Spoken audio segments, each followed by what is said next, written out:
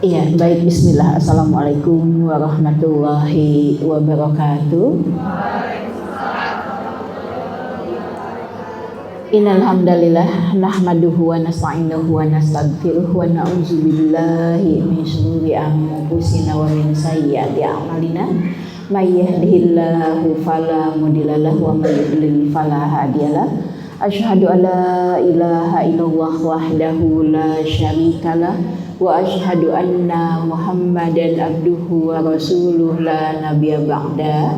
A'udzu billahi minasyaitonir rajim. Ya ayyuhalladzina amanu taqullaha haqqa tuqatih wa la tamutunna illa wa antum muslimun. Ya ayyuhalladzina amanu taqullaha wa qulu qawlan sadida yuslih lakum a'malakum wa yaghfir lakum dzunubakum wa may yuti'illaha wa rasulahu faqad faza fawzan azima. Allahumma sholli ala Muhammad wa ala alihi wa ashabihi ajmain. Amma ba'du, ibu dan anakku sekalian, alhamdulillah Allah pertemukan kita kembali pada kesempatan ini. Masya Allah, wajah-wajah yang ceria ya. Alhamdulillah, di hari ini Allah karuniakan kepada kita tempat yang diamankan, tempat yang diberikan keamanan. Ada yang dimakan tadi di hari ini serta badan kita disehatkan. Dan Rasulullah SAW mengingatkan kepada kita semuanya, apabila katanya kita tidaklah seorang muslim bangun di pagi harinya badannya disehatkan, kemudian ada yang untuk dimakan hari ini, bukan untuk sebulan yang akan datangnya. Karena kadang-kadang yang sudah disiapkan di kulkas nggak kemakan juga. Makanya ada yang dimakan tadi untuk tadi hari ini serta tadi diamankan tempat tinggalnya. Masya Allah, kata Rasulullah SAW, sungguh dunia sudah berada di tangannya. Sudah the princess banget kita hari ini. Allah karuniakan kepada kita badan kita disehatkan. Allah karuniakan kepada kita ada yang dimakan hari ini. Sudah sarapan, Bu? Masya Allah, alhamdulillah, nikmat Allah sudah kita tadi rasakan dan tempat tinggal kita diamankan oleh Allah Subhanahu wa taala. Ini karunia yang luar biasa yang wajib kita syukuri, anakku, ibu yang dirahmati oleh Allah Subhanahu wa taala. Tengok saudara-saudara kita yang ada di Kaluku, Sulawesi Barat. Rumah mereka entah hanyut kemana, tempat tinggal mereka sudah tidak ada lagi. Tengok saudara-saudara kita yang ada di Trenggalek, di Pacitan, di Ponorogo, dan terakhir kita dapatkan Banyuwangi pun terkena banjir bandang. Aceh, Tamiang, 5 hari mereka sudah terendam banjir. 3 hari listrik mati, bahkan tadi tiang-tiangnya pun sudah tumbang. Subhanallah, maka bersyukur kita kepada Allah Subhanahu wa taala, dikaruniakan oleh Allah Subhanahu wa taala tempat yang aman. Maka perbanyak minta ampun kepada Allah Subhanahu wa taala, perbanyak istighfar, jangan kepedean. Ya, perbanyak mohon ampun kepada Allah Subhanahu wa taala, perbanyak kebaikan. Rasul Allah Subhanahu wa taala mengingatkan kepada kita di dalam surat Al-Hajj ayat 77.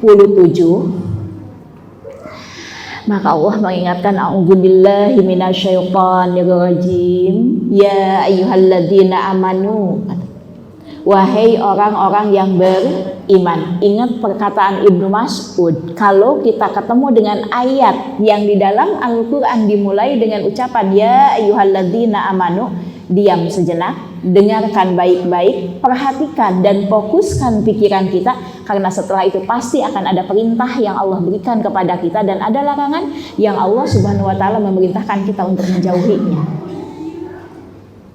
Ya. Jadi kalau Masya Allah anakku sekalian, mbak-mbak Masya Allah yang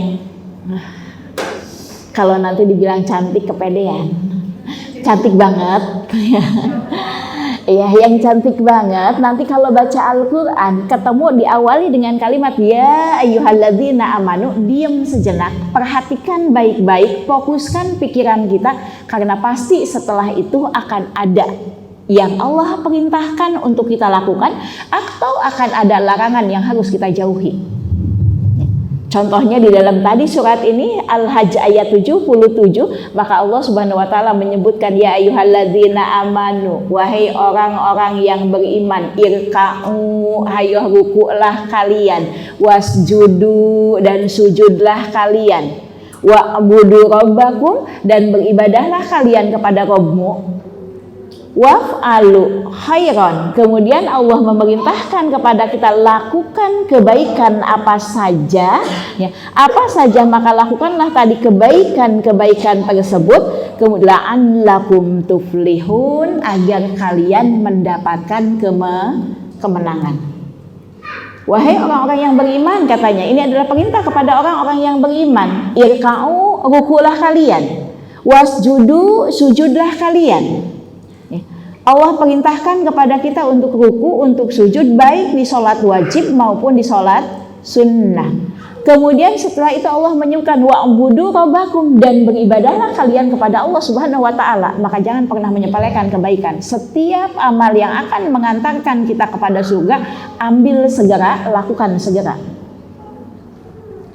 Waf'alu khairan, kata Allah. Kemudian tadi lakukanlah amal-amal kebaikan agar kalian menjadi orang-orang yang beruntung. Ini perintah Allah Subhanahu wa ta'ala. Dan anakku, tidak mungkin kita bisa melakukan irka'u wasjudu, tidak mungkin kita bisa melakukan ruku, kita melakukan tadi sujud, kecuali syarat-syaratnya dipenuhi. Dan kemarin kita sudah pelajari salah satu syarat sahnya sholat adalah suci dari apa?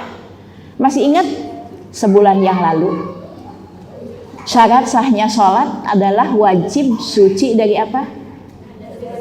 Dari hadas kecil, hadas besar, lupa lagi.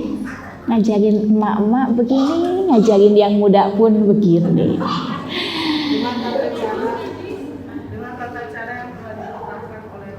Ya, itulah tadi wudhu, tadi seperti itu. Maka syarat sahnya tadi adalah sholat, adalah bersihnya, sucinya kita dari hadas besar, dari hadas kecil, dan dari najis. Dari tiga ini nih, maka nggak mungkin irka'u kita, wasjudu kita tadi menjadi sah. Kalau tadi mbak tadi sekalian tadi sholat, kemudian tadi sepanjang apapun sholatnya, baca surat Al-Baqarah di dalam sholatnya. Bahkan bukan 4 rakaat, 1 rakaat baca surat Al-Baqarah tadi seperti itu, ini tidak mungkin tadi sholatnya diterima oleh Allah Subhanahu wa taala kecuali kita memenuhi syaratnya, yaitu salah satu syaratnya adalah bersih dari hadas besar, hadas kecil, dan suci dari najis. 3 inilah tadi salah satu syaratnya. Nanti masih ada syarat yang lain. Dan kita sedang berada di posisi tadi syarat sholat yaitu bersih dari hadas kecil.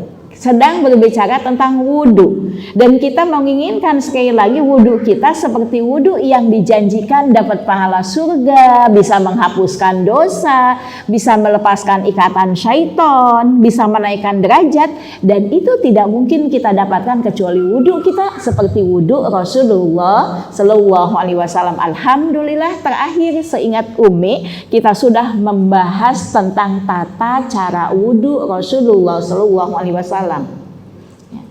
Dan kita pun sudah membahas tentang perkara-perkara yang diwajibkan ketika kita wudhu.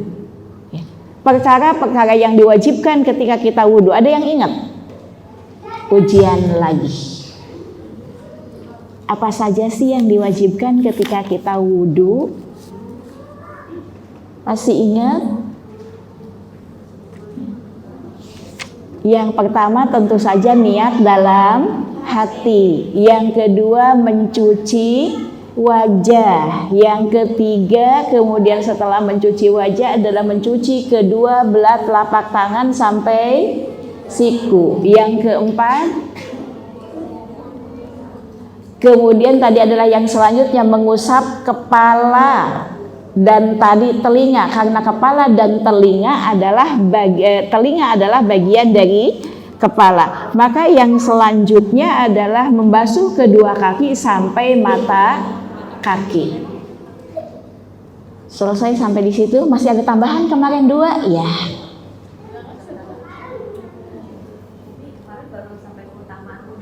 Masya Allah, pantesan pada diam aja. Masya Allah. Baik. Kemarin tadi kalau begitu kita masuk kepada tata cara wudhu Rasulullah SAW. Seingat Umi udah loh. Iya, tata cara wudhu Rasulullah SAW sudah ya seperti itu. Sampai kemudian pada akhirnya ketika kita wudhu syarat yang diwajibkan yang lainnya setelah tadi mencuci kedua belah tangan. Ini kemarin wudhu terbaik yang diajarkan oleh Rasulullah SAW, mulai dari niat, kemudian mencuci kedua belah tangan, kemudian berkumur dan bisa kumur dengan kemudian yang ketiga yang selanjutnya adalah istinsyak, yaitu memasukkan air ke hidung ya. Dan boleh dilakukan dengan dua cara. Yang pertama boleh disatukan antara kumur-kumur dengan istinsyak.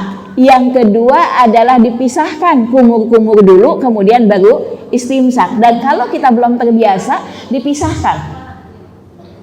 Karena biasanya kalau kita belum terbiasa suka dapat satu hilang satu, mulutnya dapat hidungnya kagak.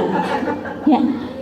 Gilingan ke hidung kesedot banget, sok sampai sakit, kemudian mulutnya enggak kebagian. Maka boleh kita satu-satu kumur terlebih dahulu. Dan kemarin sudah disampaikan yang dimaksud dengan kumur adalah mahmadhah. Yang dimaksud dengan mahmadhah bukan air numpang lewat hupuh, tapi yang dimaksud dengan mahmadhah adalah sampai bunyi kupluk. Itu yang disebut mahmadhah. Menggerak-gerakan kedua belah pipi, ya. Itu yang disebut tadi mahmadhah tadi seperti itu. Kemudian selanjutnya setelah berkumur-kumur istinsyak, setelah istinsyak adalah mencuci wajah. Dan kemarin sudah diberikan batasan wajah. Masih ingat mana batasannya? Bagian atas adalah yang di pinggul rambut, bagian bawah adalah bawah dagu, bagian kiri kanan dibatasi oleh telinga. Ya. Setelah itu adalah mencuci tangan sampai ke siku, kanan dulu baru kemudian kiri. Disunahkan memperpanjang tadi basuhan sampai ke lengan. Ya. Selanjutnya adalah setelah itu adalah mengusap kepala. Mengusap kepala yaitu dimulai dari bagian atas, kemudian ditarik sampai ke tengkuk, kemudian dikembalikan ke tempat semula. Dan al-ujunun kata Rasulullah SAW, telinga adalah bagian dari kepala. Maka setelah tadi mengusap kepala adalah mencuci kaki tadi sampai ke mata kaki. Diawali dengan yang kanan, diawali dengan yang kanan 3 kali, diakhiri dengan yang kiri. Setelah itu adalah di antara tadi yang diperintahkan ketika kita wudhu, di antaranya tertib. Tahu tertib? Berurutan. Berurutan ini adalah tertib sesuai dengan urutannya. Maka tidak boleh seseorang wudhu cuci tangan dulu baru kemudian cuci muka dulu baru kemudian kumur. Atau orang yang tadi wudhunya cuci kaki dulu, cuci kaki duluan wudhunya ya. Kemudian nanti baru basuh muka, itu namanya tidak tertib. Yang terakhir yang diwajibkan kepada kita ketika berwudhu adalah al-muwalat. Yang dimaksud dengan al-muwalat adalah bersambung, tidak boleh terpisah. Paham anakku sekalian? Paham? Al-muwalat itu artinya adalah bersambung, tidak boleh terpisah. Contohnya apa?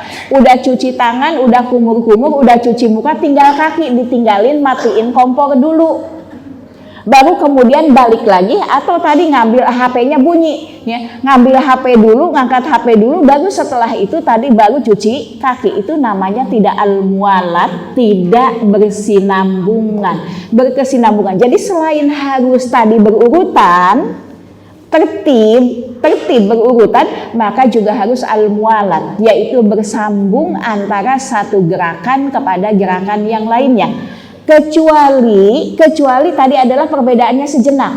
Contoh misalnya ya, ibu sekalian, anakku sekalian berwudu di keran tempat wudu, tapi giliran tinggal cuci kaki airnya mati. Nah, kalau kemudian airnya mati, kita nunggu nyalain dulu tadi pompa airnya. Oh, habis nih airnya. Nyalain dulu pompa airnya, kemudian berarti kita tidak al-muwalat. Kenapa? Karena nyalain pompa air itu cukup lumayan lama. berarti kita tidak al-muwalat. Kalau begitu berarti nanti wudunya tidak sah, harus ngulang dari awal. Tapi kalau misalnya ibu tadi adalah wudu di keran tempat wudu, di tempat wudu, kemudian pas mau cuci kaki airnya habis, masuk ke kamar mandi, ambil gayung, kemudian tadi guyur kakinya. Kalau yang seperti itu masih dimaafkan, masih dibolehkan, tidak perlu ngulang tadi dari awal. Apalagi kalau kemudian pas tinggal nyuci kaki airnya habis, nyalain tadi pompa, listriknya ngejeblok, turun, keluar dulu, nyalain listrik dulu, berarti itu sudah tidak al-muwalat lagi, sudah tidak berkesinambungan lagi, berarti menyebabkan wudu yang awal tidak sah, harus diulang dari awal. Paham ya? Itu perkara-perkara tadi yang diwajibkan ketika kita sedang melakukan wudu. Oh, bahkan bukan sudah diwajibkan, itu adalah tata cara semuanya. Kemudian ada perkara yang disunahkan. Setelah selesai wudu, disunahkan kepada kita untuk membaca doa. Di antara doa yang diajarkan oleh Rasulullah SAW selesai melakukan wudu, di antaranya tadi asyhadu an la ilaha illallah wa asyhadu anna Muhammadan abduhu wa rasuluh. Di dalam hadis riwayat Imam At-Tirmizi ada tambahan, Allahumma ja'alni minat tawabina waj'alni minal mutatahhirin. Tapi kalau sampai kepada asyhadu an la ilaha illallah wahdahu la syarikalah wa asyhadu anna Muhammadan abduhu wa rasuluh, bolehkah sampai di situ? Boleh. Pendalilannya kita dapatkan hadis dari Ibnu Umar radhiyallahu an. Bahkan Rasulullah SAW menjanjikan bagi siapa yang berwudu, man tawaddo'a, barang siapa yang berwudu seperti wuduku, ya, hadzal wudu'i, katanya.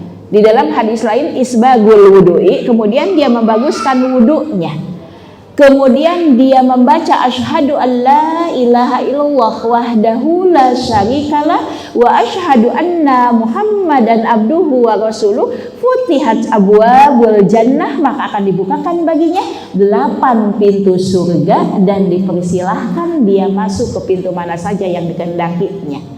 Masya Allah, anakku, ketahuilah para laki-laki untuk meraih surga harus berdarah-darah dulu di medan perang.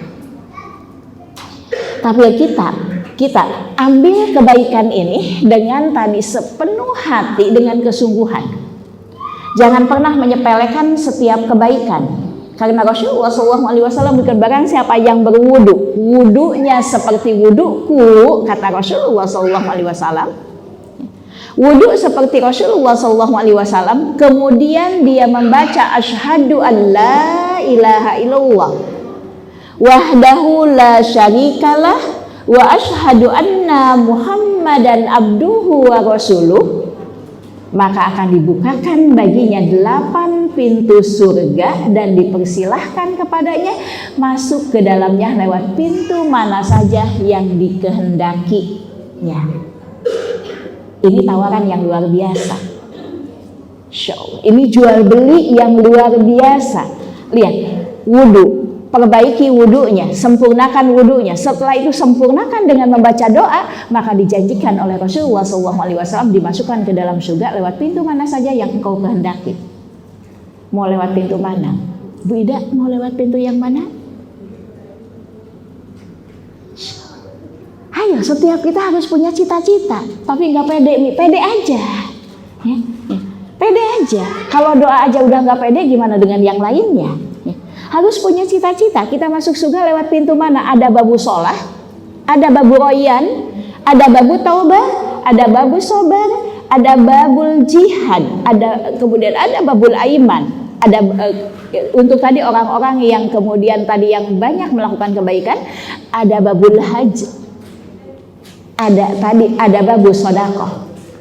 Dan setiap orang, setiap kita akan masuk ke dalam surga sesuai dengan tadi nilai tertinggi yang kita dapatkan. Sebagaimana kita sekolah, ada tadi nilainya, matematika dapat 7, bahasa Indonesia dapat 6, bahasa Inggris dapat 10. Ya, seperti maka dia akan masuk ke dalam surga lewat tadi nilai terbesar yang didapatkan, yang diberikan oleh Allah Subhanahu wa taala. Tapi berbahagialah, ada orang-orang tertentu yang oleh Allah Subhanahu wa taala diberikan kesempatan diseru dari 8 pintu surga. Semuanya manggil. Kan Babu Royan disebutkan oleh Rasulullah SAW seperti Babu Royan adalah disiapkan untuk orang-orang yang tadi ahlul siam, ahli puasa. Apabila para ahli puasa sudah masuk ke dalamnya, maka pintu ini ditutup selama-lamanya, tidak akan dibuka lagi. Itu Babu Royan. Tapi ada orang yang dia bukan ahlu saum, bukan ahli puasa, tapi dia punya kesempatan masuk surga lewat Babu Royan. Kenapa? Inilah salah satu amalannya, yaitu dia berwudu seperti wudu Rasulullah SAW. Kemudian setelah itu dia membaca doa dengan penuh harap-harap cemas, maka dia akan di pintu yang ini manggil, pintu yang ini manggil, ayo lewat sini. Yang Babu Sobar ini, ayo lewat sini. Babu Sholat mengatakan lewat sini, ayo lewat sini. Insya Allah. Jadi mau lewat pintu yang mana Bu Ida? Ini bukannya kalau semua pintu jadi bingung lewat pintu yang mana? Enggak. Kita akan masuk ke dalamnya lewat pintu yang dikehendaki oleh Allah Subhanahu wa taala. Tapi dimuliakannya kita diberikan kesempatan untuk Allah memilih. Mau lewat pintu mana? Ketika Allah Subhanahu wa taala memerintahkan kepada tadi orang-orang yang sabar, Babu Sobar memanggilnya, kata Rasulullah SAW, enggak ada yang berdiri kecuali sedikit sekali. Jadi sedikit sekali orang yang lewat pintu Babu Sobar. Jadi lewat yang mana?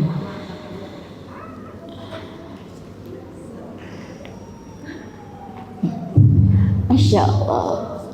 Ibnu Qayyim menyebutkan ini penting kita tadi dipahami tadi seperti ini. Beliau tadi menyebutkan begini, yang dimaksud dia diseru katanya dari 8 pintu, maka dia akan diberikan hidayah oleh Allah Subhanahu wa taala untuk melakukan amalan-amalan yang menyebabkan dia dimasukkan melalui 8 pintu tersebut. Jadi bukan semata-mata kita selesai wudhu, kemudian baca doa, kemudian pintu surganya dibuka. Enggak, maksudnya katanya kita akan diberikan hidayah, diberikan taufik oleh Allah Subhanahu wa taala. Jadi begitu kita selesai wudhu, kemudian kita baca doa, maka Allah akan memberikan taufik kepada kita, memberikan hidayah kepada kita. Kita akan diberikan kemudahan untuk melakukan amalan-amalan yang menyebabkan kita diseru dari 8 pintu tadi. Ada babu sholah, berarti diberikan kemudahan oleh Allah Subhanahu wa taala untuk melakukan sholat. Ada babu sodakoh, berarti diberikan kemudahan oleh Allah Subhanahu wa taala adalah untuk bersodakoh. Karena anakku ketahuilah, sodakoh itu syaratnya tidak harus kaya. Ada orang yang kaya tapi miskin. Begitu mau sodakoh, ingat anak nanti masuk sekolah biayanya mahal katanya. Ini orang kaya tapi miskin, ya. Rekeningnya luar biasa, kekayaannya luar biasa, tapi begitu diajak sodakoh, kemudian dia mengatakan, ingat tuh anaknya nanti masuk kuliah, biaya kuliah itu sekarang mahal. Ketika ditanya, emang anaknya sekarang udah kelas berapa Bu? Baru TK.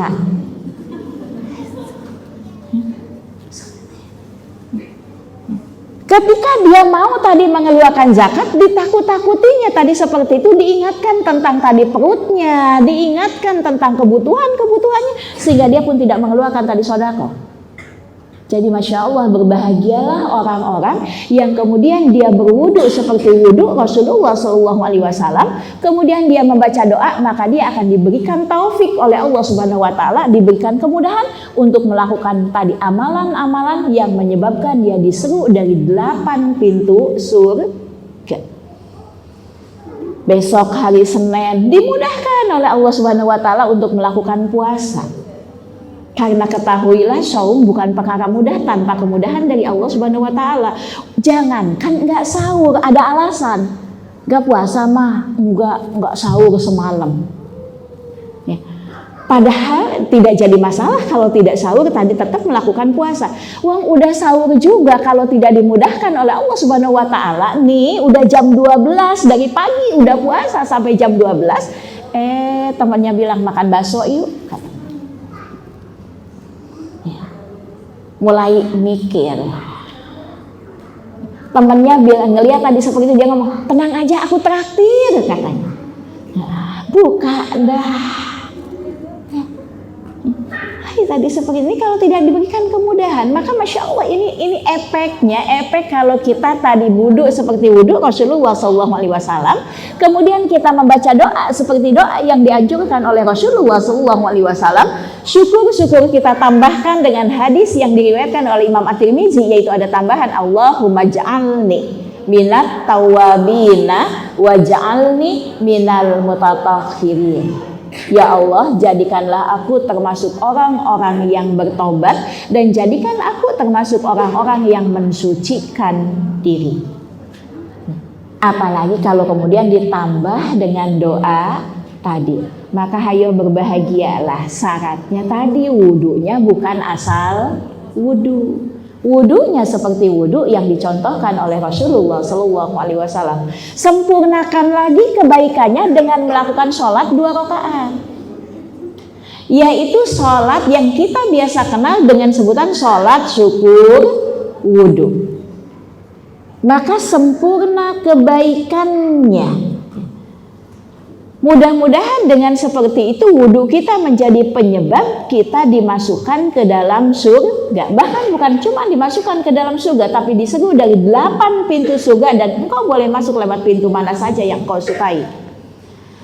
Sebagaimana pendalilan kita dapatkan dari dari hadis Utsman bin Affan tadi disebutkan, ya.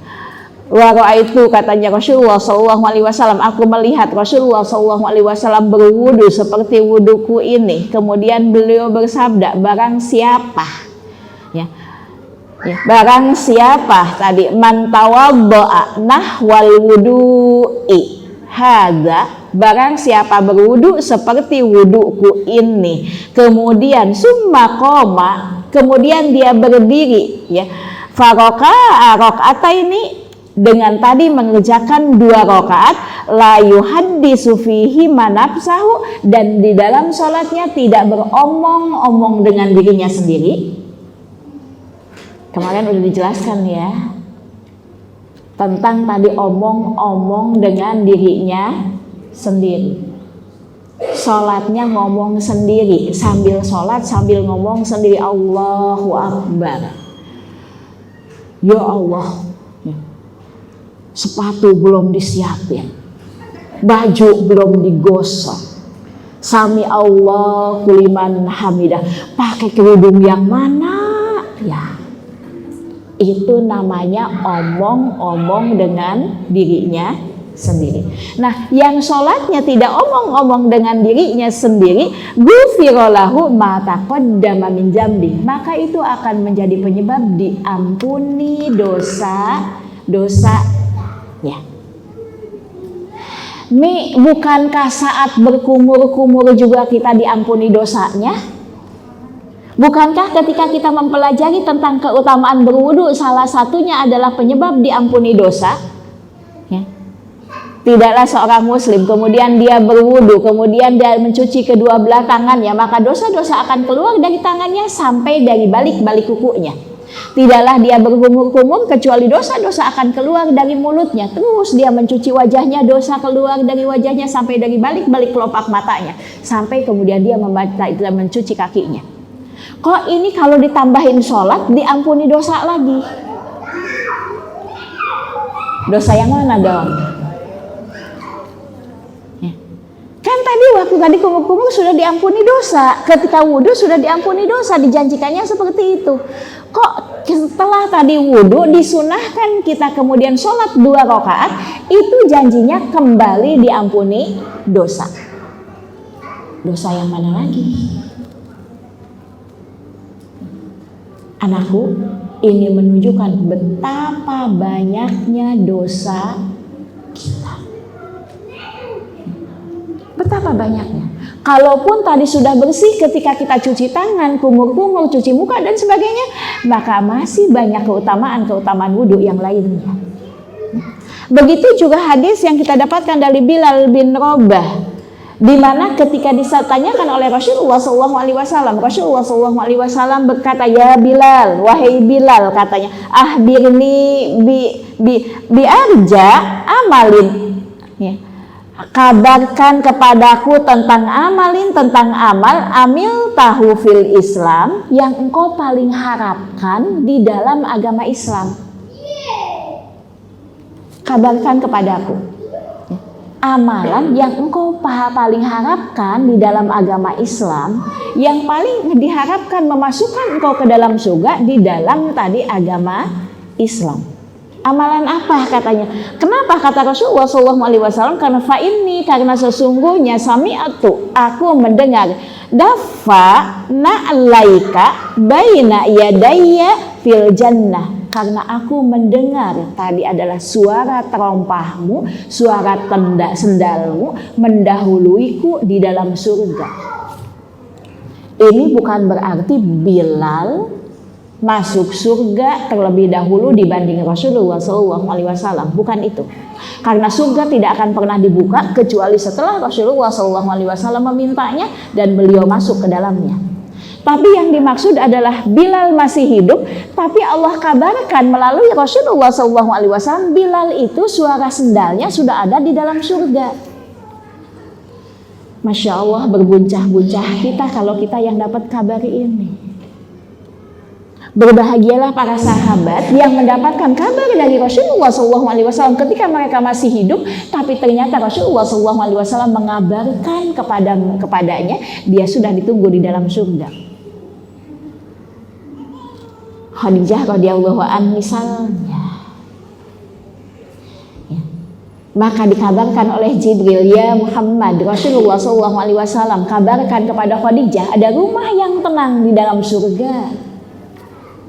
Asyah misalnya, ya, istrinya Fir'aun, setiap kali dia kelelahan disiksa oleh Fir'aun, maka Allah tadi perlihatkan tempatnya di dalam surga.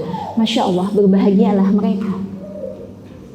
Bilal misalnya, atau Abdurrahman bin Auf yang disebutkan oleh Rasulullah SAW, sesungguhnya Abdurrahman bin Auf mendatangi surga dengan cara merangkak. Berbuncah-buncah tentu hati mereka, tadi berharap kita pun mendapatkan bagian dari mereka. Meskipun nama kita tidak sebut secara khusus, tapi Masya Allah, Alhamdulillah kita disebut orang-orang yang beriman, dijanjikan oleh Rasulullah SAW dimasukkan ke dalam surga.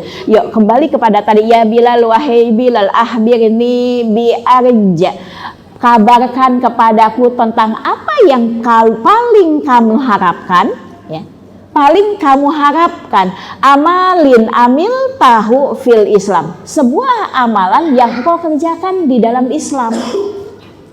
Beritahu kepadaku, amalan apa sih yang paling kau harapkan? Kenapa? Karena sesungguhnya aku mendengar suara terompahmu mendahuluiku di dalam surga. Maka apa kata Bilal bin Rabah? Dia pun mengatakan, qala ma amil tuh. Ini menunjukkan sekali lagi, kalau tadi kita harus punya harapan dimasukkan lewat pintu yang mana masuk ke dalam surga, sekarang kita harus memiliki amalan yang kita paling harapkan akan memasukkan kita ke dalam surga. Silahkan pilih.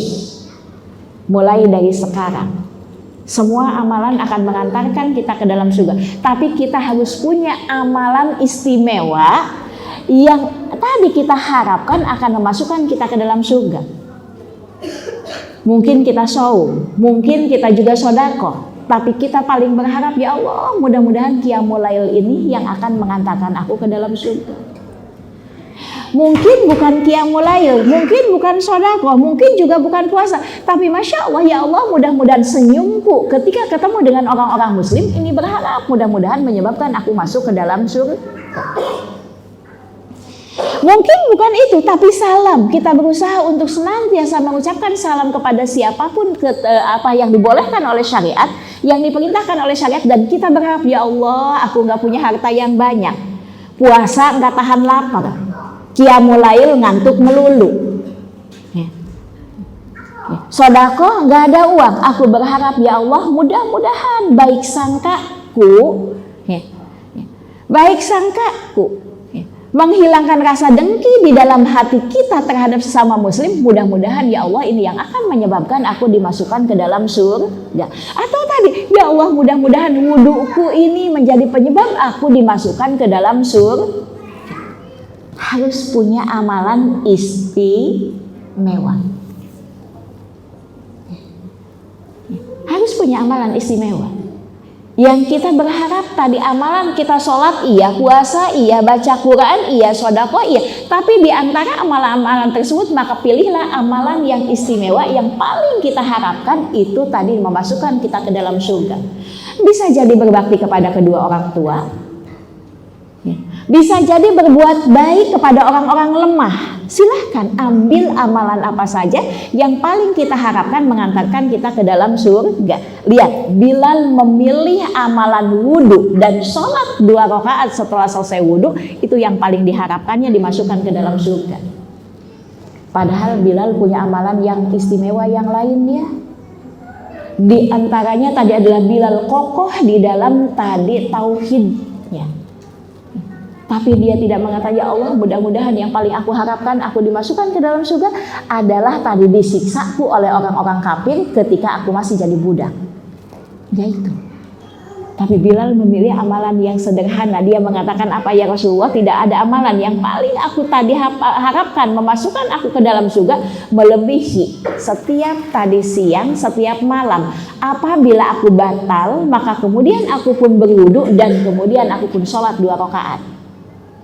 Jadi itu kalau dia buang kentut, buang air kecil, buang air besar, dia wudhu kemudian sholat 2 rakaat. Kentut lagi, wudhu lagi, kemudian sholat 2 rakaat. Pipis, wudhu lagi, sholat 2 rakaat. Kalau Bilal setiap dia batal, dia berwudhu. Kalau kita mau batal, ditahan-tahan biar enggak wudhu. Ya, udah mau keluar diampet lagi. Ya, seperti itu. Udah mau keluar tadi seperti itu ditarik lagi ke atas supaya enggak wudhu, males wudhunya. Ya. Mudah-mudahan setelah ini enggak lagi tadi begitu. Ya.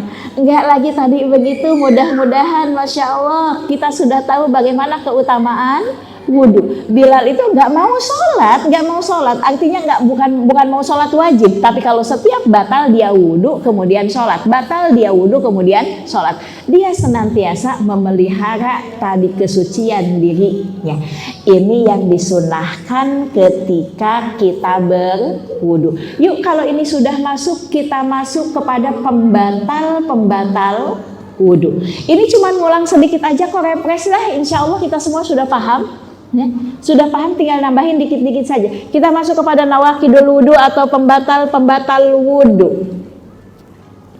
Ada beberapa yang ditetapkan oleh syariat yang membatalkan wudhu. Tentu saja yang pertama adalah keluarnya sesuatu dari bagian depan dan bagian belakang, kubul dan dubur.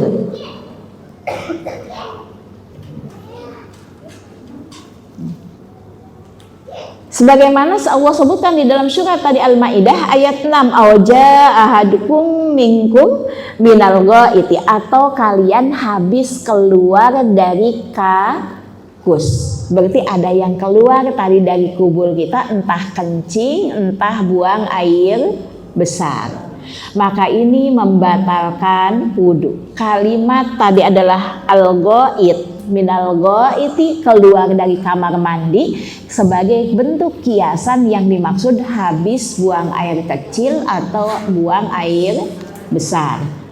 Begitu juga di dalam hadis Rasulullah SAW disebutkan la yaqbalullah sholata ahadukum, Allah tidak akan menerima sholat di antara salah satu di antara kalian idza ahdasa hatta yatawaddo, apabila dia berhadas sampai dia berwudu.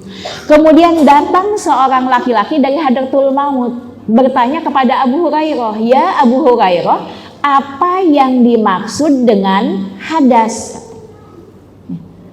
Apa yang dimaksud dengan hadas? Karena tadi Rasulullah SAW menyebutkan tidak akan diterima sholat salah seorang di antara kalian apabila berhadas sampai dia berwudu.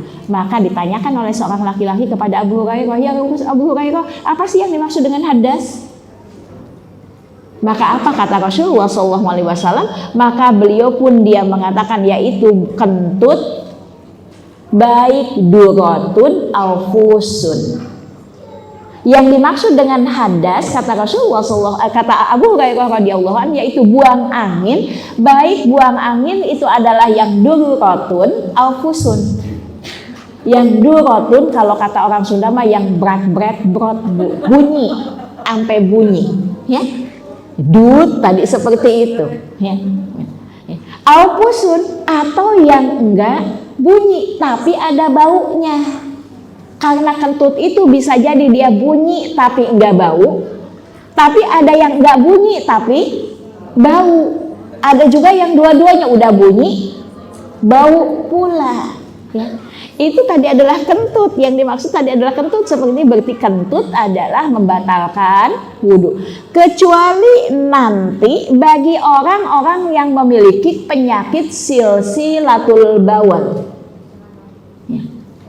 Tadi yang membatalkan wudhu adalah buang air besar, buang air kecil, kemudian kentut. Kecuali bagi orang-orang yang memiliki penyakit silsilatul bawal, yaitu gampang-gampang kencing, gampang-gampang kentut.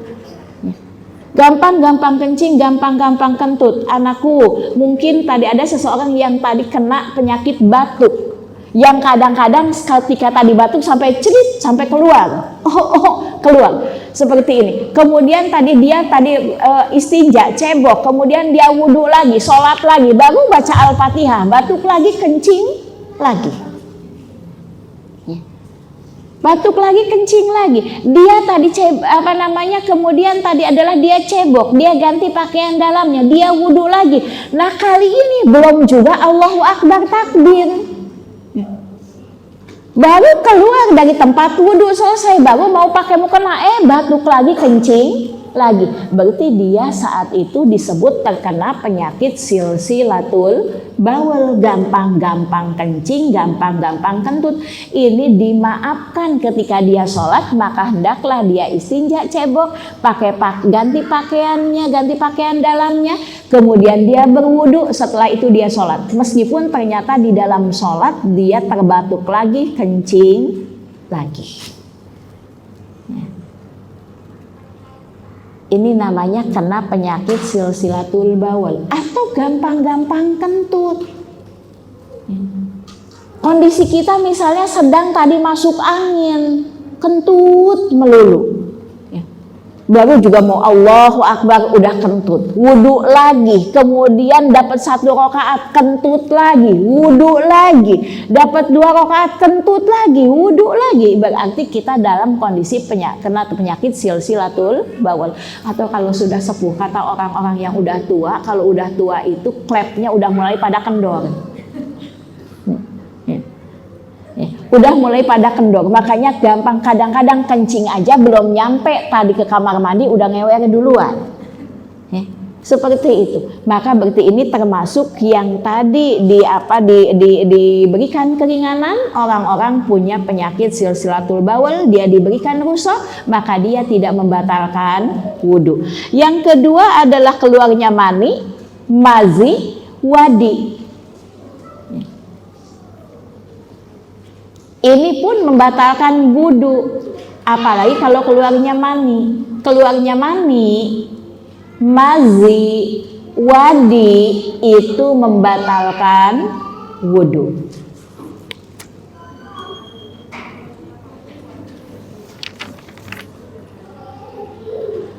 Masih ingat kan? Kita pernah mempelajari ini, apa itu mani, apa itu mazi, apa itu wadi. Selesai wudhu atau kita tadi masih punya wudhu, kemudian ternyata karena digodain mungkin oleh suaminya, dicandain oleh suaminya sampai kemudian dia keluar mazinya, yaitu cairan yang keluar ketika seseorang terangsang, berarti dia wudhunya batal. dia wajib mencuci parjinya, kemaluannya yang tadi keluar mazinya, yang terkena mazi. Kemudian setelah itu dia pun wajib untuk mengulang wudhunya ketika dia mau sholat karena wudhu yang tadi sudah batal. Belum mewajibkan mandi. Kalau kemudian mengatakan kenapa sih ini nggak mandi aja sekalian, kan mandi lebih bersih. Jangan pernah kita menganggap sesuatu menjadi tadi kebaikan sementara Rasulullah SAW tidak pernah mencontohkannya. Hati-hati, kata Ibnu Mas'ud, dengan sesuatu yang manusia menganggapnya baik sementara Rasulullah SAW tidak pernah memerintahkannya. Gak apa-apa, ini kan baik. Apa salahnya, ini kan baik. Salahnya tidak sesuai dengan contoh. Kan sodakoh baik, emang sodakoh baik, tapi sodakoh yang dilakukan tidak sesuai dengan contoh, maka tidak pernah jadi kebaikan. Apa salahnya, ini kan puasa, puasa kan baik. Salahnya adalah tidak sesuai dengan petunjuk Rasulullah Shallallahu Alaihi Wasallam. Maka hati-hati dengan menganggap sesuatu baik yang tidak pernah diperintahkan, tidak pernah dicontohkan oleh Rasulullah Shallallahu Alaihi Wasallam. Maka keluar mani, keluar mazi, keluar wadi ini membatalkan wudhu. Masih ingat ketika Ali radhiyallahu an nyuruh orang untuk bertanya kepada Rasulullah, mengingat katanya dia adalah ayah dari istriku. Maksud Ali radhiyallahu an, kalau aku nanya sendiri malu, dia mertuaku. Maka dia utus orang untuk bertanya kepada Rasulullah SAW, ya Rasulullah, aku adalah orang yang mazaan, gampang-gampang mengeluarkan mazi. Maka apa kata Rasulullah SAW? Cuci kemaluanmu dan berwudulah. Menunjukkan keluarnya mazi adalah membatalkan wudu. Ya.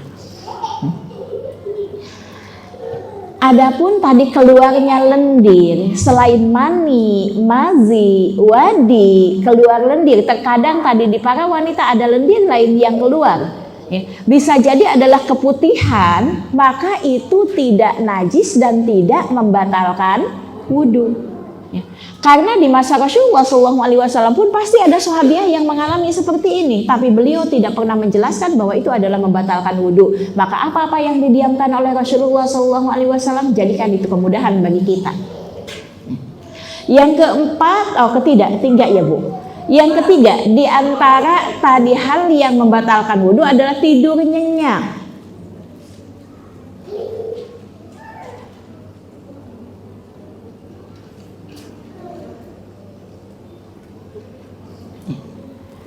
Yang perlu diperhatikan di sini adalah bukan tadi posisi tidurnya, tapi nyenyak tidurnya. Bukan posisi tidurnya, karena nanti ada ulama yang berpendapat kalau tidurnya duduk, nancep ke dubur kita nih, pinggul kita, ya, pinggul kita nancep ke bumi, maka ini tidak membatalkan wudhu. Ternyata tidak seperti itu yang dipermasalahkan, diperhitungkan di sini. Mana sih wudhu yang tidur yang membatalkan wudhu? Yaitu tadi tidur yang nyenyak yang sampai kehilangan kesadaran. Yang sampai kehilangan kesadaran karena Rasulullah SAW menyebutkan sesungguhnya mata itu adalah ikatan dubur. Mata itu ikatan dubur. Apabila mata tertutup, dubur terbuka. Itu masalahnya. Apabila mata tertutup, dubur terbuka. Pernah nggak Bu, ibu-ibu yang sudah punya anak, kemudian ketika anaknya tidur, kemudian kentut, bas, bus, kentut seperti itu. Dan dia tidak menyadari tentang kentutnya tersebut. Itulah yang sebenarnya membatalkan wudhu. Tidurnya nyenyak. Kapan sih kita disebut tidur nyenyak? Apabila kehilangan kesadaran. Contohnya apa? Ibu pegang uang 100.000, kemudian ibu lenggut. Kemudian anaknya datang, diambil tuh sama anaknya uang 100.000-nya, ibu meneng bae, ya. Ibu anteng aja, berarti ibu tidurnya nyenyak. Berarti wudhunya batal. Meskipun sekeliyep nih, iya kalau tidurnya nyenyak. Tapi kalau ibu pegang uang, kemudian tadi ibu lenggut begini, uangnya diambil sama anaknya, begitu diambil begini, apa lo gitu seperti itu ya. Hayo, gitu. Berarti ibu tidurnya belum nyenyak. Itu tidak membatalkan wudhu. Ya, jadi berarti yang diperhatikan bukan berbaring, bukan duduknya. Duduk kalau nyenyak tetap membatalkan wudhu. Ya. Berbaring kalau tidurnya tidak nyenyak tetap wudhunya tidak batal. Itu yang jadi batasan. Ya, yang jadi batasan. Pernah sholat taraweh? Bacaan imam panjang, ibu sholat begini. Tapi begini, kemudian tadi ingat lagi, oh berarti tidur kita nggak nyenyak. Tapi kalau ibu sholat taraweh bersama imam, imamnya sujud, ibu sujud, imamnya bangun, Allahu Akbar, ibu sujud aja. Itu pertanda nyenyak banget, ya berarti wudhunya batal. Hayo wudhu lagi, kemudian ulangi sholatnya. Ya, Insya Allah, gilain dia memperpanjang sujud dalam doanya, dalam membaca doa di dalam sujud ya. Nggak tahunya bobo. Ya. Maka itu tadi adalah membatalkan wudhu. Hilang akal atau mabuk, apalagi ini kalau tidur saja sudah membatalkan wudhu, apalagi hilang akal atau mabuk.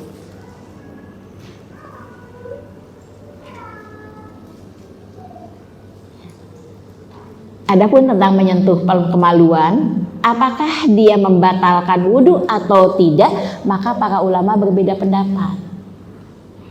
Imam Asy-Syafi'i menyebutkan menyentuh kemaluan membatalkan wudhu. Ini pendapatnya Imam Asy-Syafi'i. Sementara Imam Ahmad mengatakan menyentuh kemaluan tidak batal. Ya, tidak membatalkan wudhu kalau menyentuhnya tanpa syahwat. Berdasarkan hadis Rasulullah SAW yang menyebutkan ketika ada seorang laki-laki datang, ya Rasulullah, apakah tadi menyentuh kemaluan itu membatalkan wudhu? Maka Rasulullah SAW menyebutkan, tidak, karena dia bagian dari tubuhmu sendiri, katanya.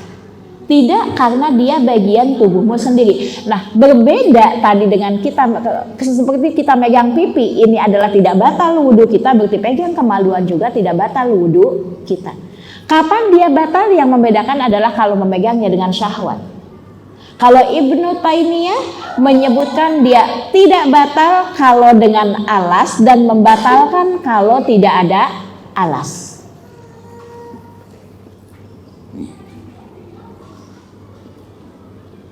Kalau di atas alas tadi tidak batal, kalau tadi langsung menyentuh secara langsung itu membatalkan. Ya. Kalau Imam Ahmad tadi batal kalau dengan syahwat, tidak batal kalau tidak dengan syahwat. Kalau Imam Asy-Syafi'i mutlak membatalkan wudhu. Ya. Ini pendapat tadi Imam Asy-Syafi'i. Maka yang terbaik, yang terindah adalah menyambung antara keduanya, menjalankan thariqul jam'i, menjamak antara keduanya, ya. Antara ulama yang mengatakan batal dengan antara ulama yang tidak mengatakan batal. Maka kita pegang hadisnya Abu Hurairah radhiyallahu an, di mana Abu Hurairah mengatakan tadi Rasulullah SAW bersabda, siapa yang membawa tangannya ke kemaluannya. Berarti kalau membawa tangan ke kemaluan berarti sengaja, ya. Membawa tangannya ke kemaluannya, maka hendaklah dia berwudu. Maka Syekh Shalih Al-Utsaimin mengatakan kalimat siapa yang membawa tangannya ke kemaluannya berarti menunjukkan adalah sengaja. Kan kadang-kadang kita megang kemaluan nggak sengaja, ya. Garuk-garuk bagian tadi perut lama-lama ke bawah. Seperti ini tadi sengaja, kemudian hendaklah dia berwudu. Kata Syekh Shalih Al-Utsaimin, ini menunjukkan hukumnya bukan wajib, tapi kalimat hendak menunjukkan hukumnya sunnah. Maka Syekh Shalih Al-Utsaimin menggabung antara keduanya. Memegang kemaluan itu tidak batal wudunya, tapi sunnahnya wudu lagi. Berarti kalau nggak wudhu lagi sholatnya sah. Tapi kalau dia mau mendapatkan tadi pahala sunnah, berarti dia hendaklah berwudu kembali. Paham ya? Ya.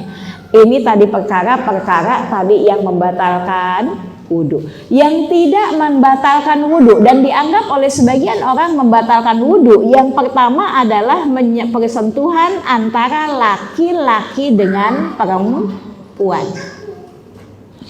Apakah ini membatalkan wudu? Kita tengok pendalilan-pendalilan yang ada. Ulama-ulama yang mengatakan wudunya batal, seperti tadi Imam Asy-Syafi'i, memakai pendalilan yaitu surat Al-Maidah ayat 6 yang menyebutkan awala mastumun nisa, atau habis menyentuh perempuan.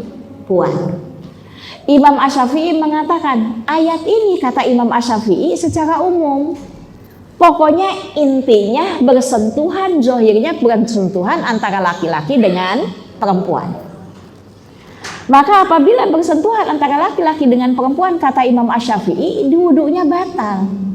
Tapi jumhur ulama mengatakan tidak. Kenapa? Kata jumhur ulama, kata awalamas nisa, menyentuh perempuan itu artinya banyak. Maka butuh penjelasan, yang dimaksud awalamas nisa yang mana nih? Bersentuhan seperti ini memang benar-benar kesentuh. Ibu naik mobil, bayar tadi tukang, atau ibu naik gojek kemudian bayar tukang ojek, kesentuh tangannya, ya, itu sentuhan. Kata Imam Syafi'i batal, ya. Tapi kata tadi jumhur ulama mengatakan butuh penjelasan. Kenapa? Karena kata-kata awalamastum nisa atau habis menyentuh perempuan itu artinya banyak. Mau pakai yang mana nih? Kayak kata-kata beruang, Bu, beruang. Kan artinya banyak, makanya butuh penjelasan, ya. Atau beli bis gitu ya, seperti Bu Ida habis beli bis. Bu Ida habis beli bis. Beli bis yang mana? Beli bis, beli mobil bis, beli burung beli bis, atau beli kecap cap beli bis. Butuh penjelasan. Nah, para ulama mengatakan awalamastumu juga butuh penjelasan, karena diantaranya awalamastumu nisa juga artinya kadang-kadang bukan sentuhan begini, tapi sentuhan yang bakal jadi anak. Sebagaimana disebutkan dalam surat Maryam ayat 20. Silahkan tolong ditengok, dilihat surat Maryam ayat 20-nya.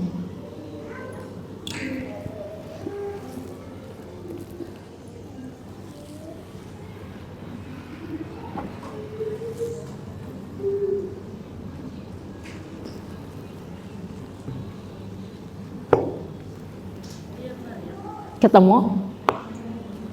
Enggak, silahkan tolong dibaca yang sudah ketemu.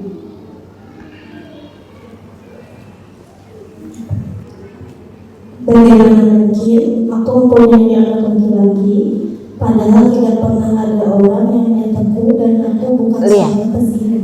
Maryam ketika dikabarkan oleh Allah Subhanahu wa Ta'ala akan memiliki anak laki-laki, Maryam mengatakan, ya Allah, bagaimana mungkin aku akan memiliki seorang anak laki-laki sementara aku tidak pernah disentuh oleh satu laki-laki pun. Paham dengan kalimat ini? Berarti sentuhan sekarang kita dapat pahamin dua. Pertama adalah sentuhan, benar-benar sentuhan. Yang kedua adalah sentuhan yang seperti diucapkan oleh Maryam, yaitu kalimat tadi kiasan untuk jima. Kan kalau sentuhan begini mah gak akan jadi anak ya. Repot kalau sentuhan begini jadi anak. Bayar tukang sayur kesentuh sama tukang sayur, jadi anaknya tukang sayur. Seperti ini. Maka tadi dipahami berarti awalamastumun nisa itu punya makna dua. Pertama benar-benar nyentuh gini, yang kedua adalah sentuhan yang bakal jadi anak. Terus yang mana nih yang kita pakai? Coba kita ngelihat petunjuk-petunjuk yang lainnya. Ketemu ketika Rasulullah SAW sedang sholat malam. Sementara Aisyah radhiyallahu an tadi tidur di hadapannya. Jadi Rasulullah SAW sedang sholat malam, Aisyah tidur di hadapannya. Dia menyelonjorkan kakinya ke tempat sujudnya Rasulullah SAW. Maka apabila beliau sedang mau sujud, maka Rasulullah SAW pun menoel kaki Aisyah. Berarti kemudian Rasulullah SAW, Aisyah meringkelkan tadi kakinya, dan kemudian Rasulullah SAW pun melanjutkan sholatnya. Berarti Rasulullah SAW menyentuh istrinya, menyentuh Aisyah, dan beliau melanjutkan sholatnya, menunjukkan wudunya batal enggak? Enggak, karena kalau wudunya batal, sholatnya tidak akan diterusin. Ya, seperti itu. Satu malam juga Aisyah radhiyallahu anha pernah kehilangan Rasulullah SAW. Dia bangun dari tidurnya, sunahnya tidur itu lampu dimatiin. Jadi begitu bangun, Aisyah itu nyari-nyari Rasulullah. Nih kalau Aisyah zaman dulu begitu, bangun dari tidur yang dicari suaminya. Aisyah zaman kini bangun dari tidur yang dicari apa? Alhamdulillah ngaku. Bangun tidur yang dicari HP-nya. Dan ternyata Aisyah memegang, tadi kepegang lah Aisyah kakinya Rasulullah SAW. Kemudian beliau sedang tegak melakukan sholat. Ini menunjukkan wudunya tidak batal. Karena kalau batal Rasulullah SAW akan membatalkan sholatnya. Seperti atau kita dapatkan hadis Rasulullah SAW masih dari Aisyah radhiyallahu anha yang menyebutkan apabila Rasulullah SAW beliau tadi hendak menuju masjid melakukan sholat, maka terlebih dahulu beliau mencium istri-istrinya. Ini bukan sentuhan doang loh Bu, nyium.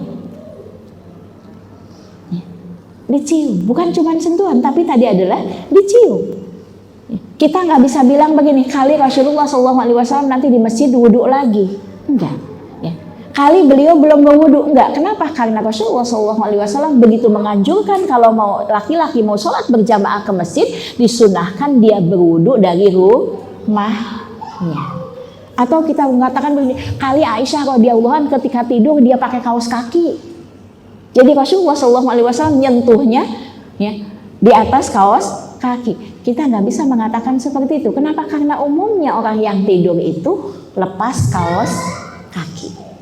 Ini menunjukkan bersentuhan antara laki-laki dengan perempuan tidak membatalkan wudhu. Yang kedua juga yang tidak membatalkan wudhu, tapi oleh sebagian orang dianggap membatalkan wudhu, yaitu keluarnya darah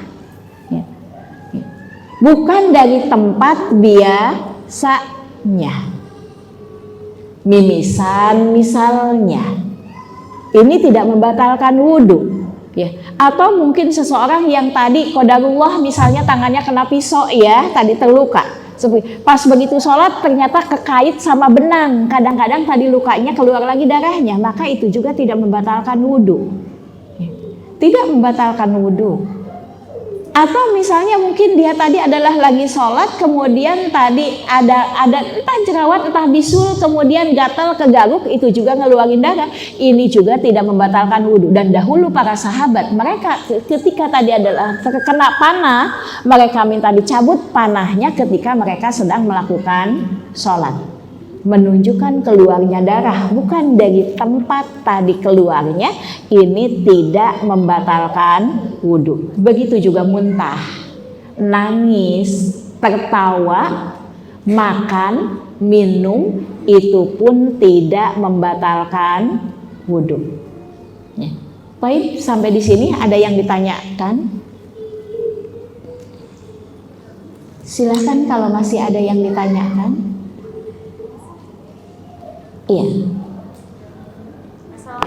Iya, waalaikumsalam warahmatullahi wabarakatuh. Itu kan niat dalam hati, terus bismillah sambil cuci tangan 3 kali. Nah, itu kalau misalnya kita wudhunya di dalam kamar mandi. Tapi kan beda, untuk kloset sebelah sini terus ada kerannya kayak gitu.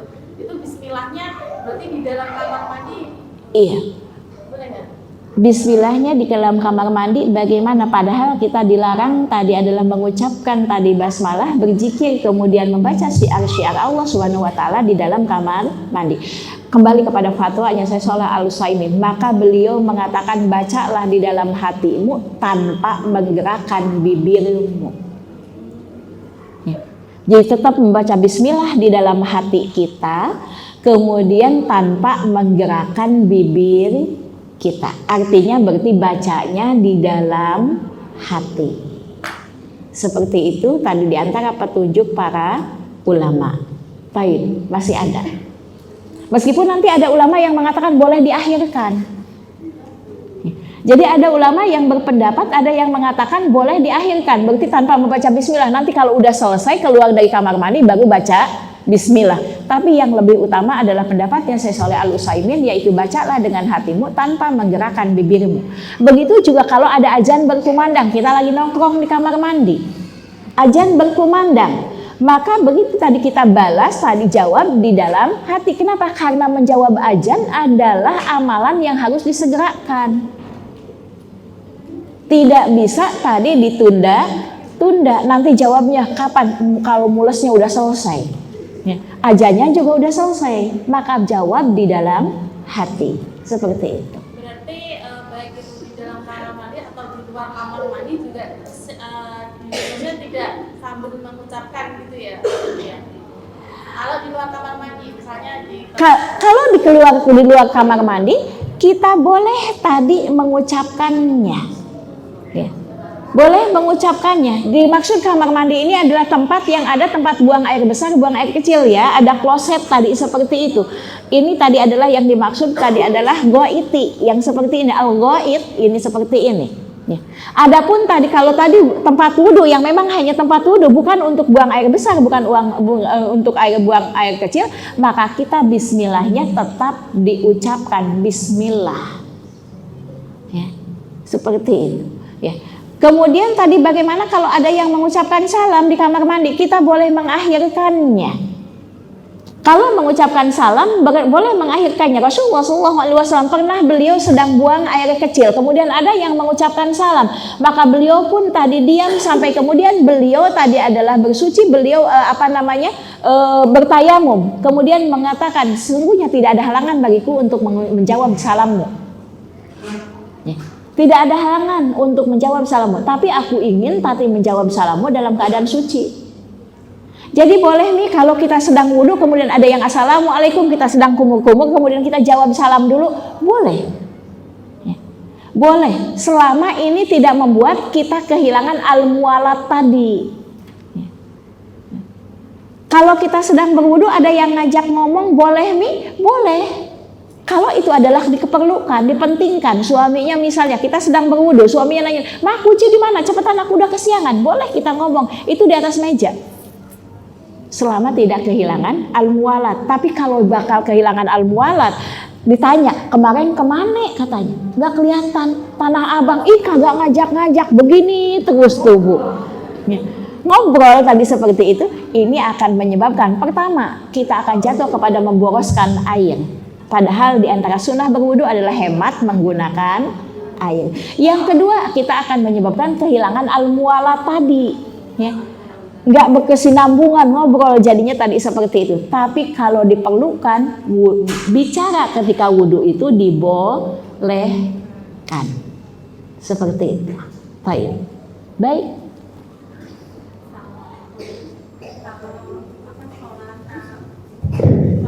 Afwan. Yang kelihatan oleh mata belakang, yang terdengar oleh telinga depan. Ya, silahkan. Yang mana dulu? Depan dulu. Afwan, sudah terlanjur. kalau sholat sunnah wudu ketika sholat dulu, itu kita sholat sunnah wudu berapa?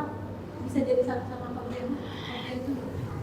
Sholat sunnah wudu dengan sholat qobliyah zuhur bolehkah disatukan gitu ya, seperti itu.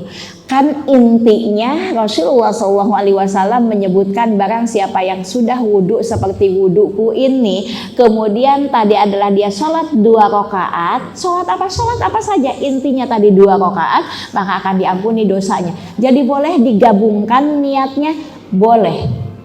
Syukur wudu dengan qobliyah zuhur. Ya. Tapi kata Rasulullah SAW mengatakan begini, al jaza'u bin jinsil amal. Balasan itu sebanding dengan amal perbuatan. Beda pengorbanan orang yang tadi sholat syukur wudu dulu, setelah itu sholat qobliyah. dengan orang yang menyatukan, meskipun boleh tapi nggak sama. Paham ya? Iya, kadang-kadang memang begitu. Innal insana lirabbih lakanud, manusia itu kepada Rabbnya amat-amat pelit. Ya, pengen pahala yang banyak tapi pengen amalnya sedikit. Ya. Jadi kalau ditanyakan boleh, boleh. Terutama ketika ini boleh di sini, mohon maaf, boleh di sini bukan boleh-bolehnya kita. Kalau kita mah kalau udah boleh itu boleh banget. Ya. Tapi para ulama mengatakan boleh itu ada yang lebih baik daripada boleh. Satu-satu itu lebih baik daripada boleh. Kapan boleh kita menyatukan? Apabila waktu kita sempit.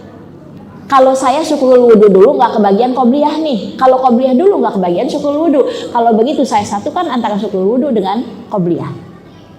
Ya. Tapi ketika waktu kita luang, maka jangan kemudian pakai yang Pak Eko banget deh, paket ekonomis banget. Ya.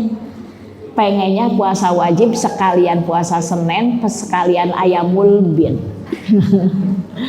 Ya. Kalau waktunya sempit boleh, contohnya hari Kamis di hari tanggal 13 boleh kita satukan karena nggak mungkin berpisah antara ini. Ya. Ya.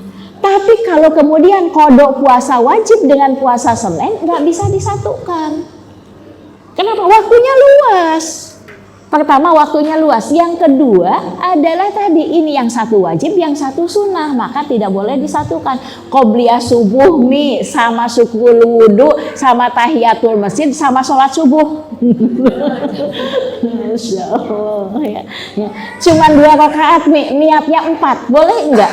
Ya Allah, benar kata Allah Subhanahu Wa Taala, innal insana lirabbih lakanud, manusia itu terhadap Rabbnya amat-amat pelit. Kalau THR sama tadi gaji aja kagak mau disatuin ya, iya.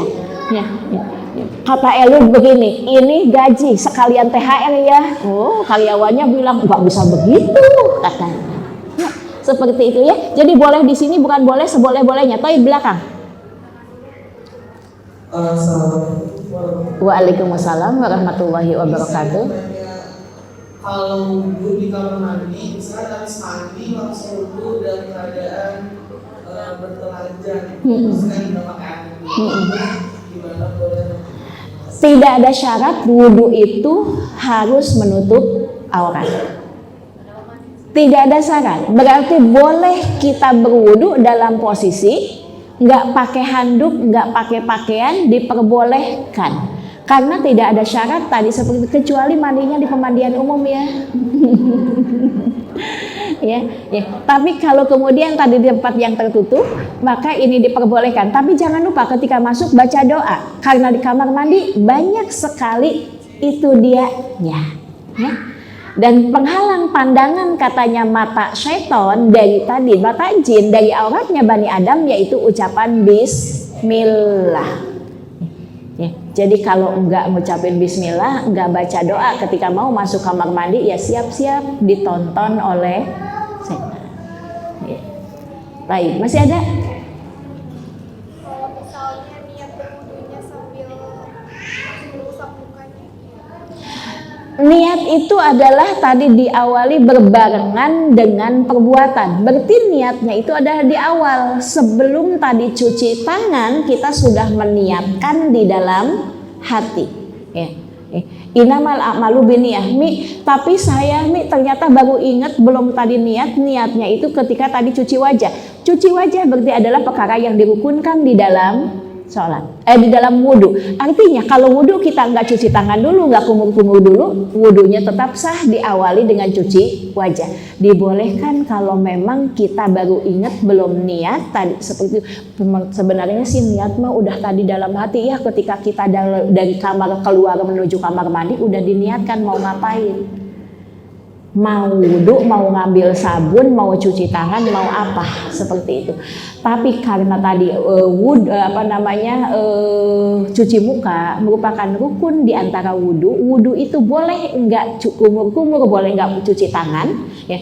Yang rukunnya adalah seperti yang ada di dalam surat Al-Maidah, niat kemudian tadi niat dalam hati kemudian mencuci muka. Jadi kalau berbarengan dengan mencuci muka boleh enggak? Jawabannya tadi boleh kalau kita kemudian memang tadi wudhunya memulai dari cuci muka. Baik, masih ada? Cukup? Baik. Mohon maaf Bu Ida, belakang dulu, terlanjur kelihatan yang belakang. Iya. Iya. Mic-nya boleh dioper ke belakang?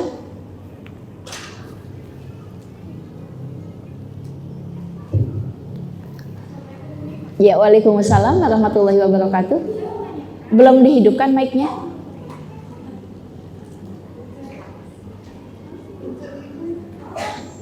Assalamualaikum. Iya, waalaikumsalam warahmatullahi wabarakatuh.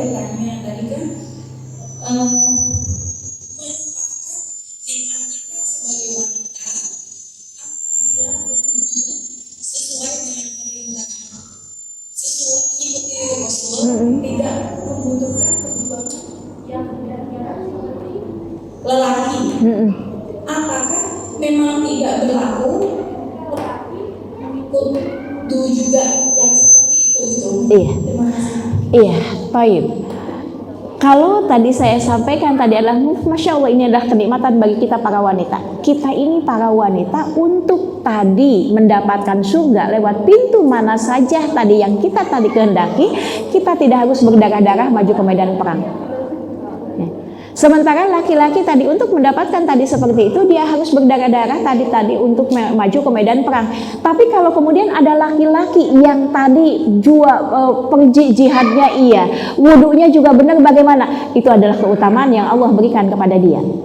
Artinya kalau laki-laki melakukan seperti itu, dia pun akan mendapatkan seperti yang didapatkan oleh wanita. Artinya tadi wudhu sesuai dengan wudhu Rasulullah SAW, diikuti dengan doa, diikuti dengan sholat 2 rakaat. Ini berlaku baik bagi perempuan maupun untuk laki-laki. Ya, kalau tadi disebutkan tadi seperti itu, Masya Allah, laki-laki itu bukan berarti ini kalau laki-laki nggak berlaku, tetap berlaku. Ya. Tetapi kita para wanita tidak harus tadi berdarah-darah maju ke medan perang untuk mendapatkan surga. Jadi tetap berlaku untuk laki-laki. Sebagaimana sholat jamaah itu dijanjikan 27 derajat lebih utama daripada sholat sendirian. Ya. Tetapi hukumnya bagi laki-laki hukumnya wajib, bagi wanita boleh. Tapi kalau ada wanita yang melakukan, tetap dia akan mendapatkan pahala seperti itu. Seperti itu, paham ya? Baik, jadi tetap ini bagi laki-laki juga berlaku. Nah, keutamaan dari Allah Subhanahu wa Ta'ala, kalau ada laki-laki berjuang fisabilillahnya iya, ya, berjihadnya iya, wudunya juga benar, sholatnya juga benar. Ini adalah keutamaan yang Allah berikan kepada mereka. Sama seperti ketika ada orang miskin yang menemui Rasulullah, ya Rasulullah, orang-orang kaya mendahului kami, mereka sholat, kami sholat, mereka puasa, kami puasa. Tapi ketika mereka berhaji, mereka sodako, mereka berjihad dengan hartanya di jalan Allah, kami tidak bisa melakukannya. Apa kata Rasulullah SAW? Maukah kalian aku beritahukan yang bisa mengejar mereka? Bala, ya Rasulullah, tentu saja kami mau. Apa kata Rasulullah SAW? Kalau begitu ucapkanlah Subhanallah 33 kali, Alhamdulillah 33 kali, Allahu Akbar 34 kali setiap kalian selesai sholat. Seneng banget nih orang miskin ngamalin ini. Apakah ini tidak berlaku untuk orang kaya? Berlaku. Karena gak lama kemudian orang miskin balik lagi kepada Rasulullah SAW. Ya Rasulullah, orang kaya dengar, dia juga ngamalin, berarti kan kekejar lagi aja ya Bu ya. Apa kata Rasulullah SAW? Itu adalah keutamaan yang Allah berikan kepada mereka. Insya Allah diberikan kekayaan, soleh pula, taat pula, ya seperti itu. Baik, masih ada? Oh iya, Masya Allah. Yang membatalkan wudhu tadi kan masalah bersentuhan antara laki-laki dan perempuan kan tidak batal ya, karena memang Rasulullah dengan istrinya bersentuhan yang tidak batalkan, itu kan karena halal. Itu berlaku berarti juga untuk semua yang bukan mahram. Benar ya?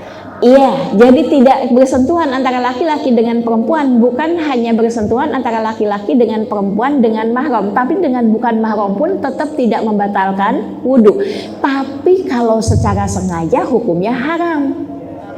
Bedakan antara diharamkan dengan membatalkan wudhu. Wudhunya nggak batal, tapi kalau dia sentuh-sentuhan kalau dia sentuh-sentuhan haram gitu ya. Kalau wudhu batal bisa diulang wudhunya, tapi kalau haram berdosalah dia, wajib tobat kepada Allah Subhanahu wa taala. Ya. Jadi kalau ibu sudah wudhu mau berangkat tadi ke sini pengajian, kemudian naik angkot misalnya, kemudian Pak guru bayar angkot kesentuh ya sama supirnya, ini batal wudhunya? Tidak membatalkan wudhu. Tapi kalau sengaja ini diharamkan. Bedakan antara tadi haram dengan batal. Wudhunya tidak batal, tapi haram dia melakukan perkara yang dilarang oleh Allah Subhanahu wa taala. Seperti kita puasa marah-marah, puasanya enggak batal, tapi berdosa dia karena marah-marahnya. Seperti itu, maka akan menyebabkan berkurang pahala puasanya. Seperti itu. Cukup? Baik, kalau cukup mudah-mudahan ini jadi kebaikan untuk kita semua, menjadi tambahan ilmu. Alhamdulillah hari ini kita mendapatkan perkara-perkara yang diwajibkan ketika kita berwudu, perkara yang disunahkan ketika kita berwudu, dan kita juga sudah mendapatkan perkara-perkara yang membatalkan wudu dan perkara yang tidak membatalkan wudu. Ada hadiah di depan saya. Saya berikan kepada 4 orang penanya pertama. Jadi penanya pertama, kedua, ketiga, keempat. Balik lagi ke Bu Ida ya. Bu Ida nggak sah. Siapa tadi yang menanyakan pertama? Baik, silakan mau pilih yang mana. Yang kedua? Siapa tadi yang nanya kedua? Siapa tadi yang nanya kedua?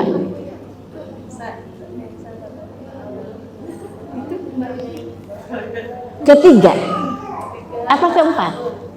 Siapa yang tadi mengaku pertama? Pertama Bu Ida nggak sah.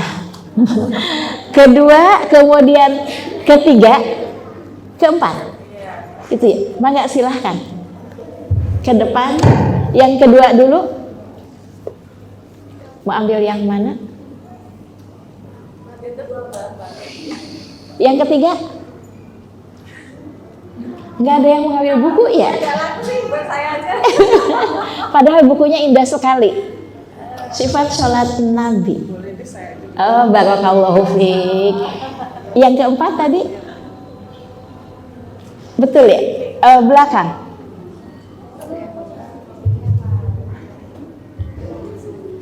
Barakallah, alhamdulillah, mudah-mudahan Allah karuniakan di hari ini ilman nafi'an wa ziyadah.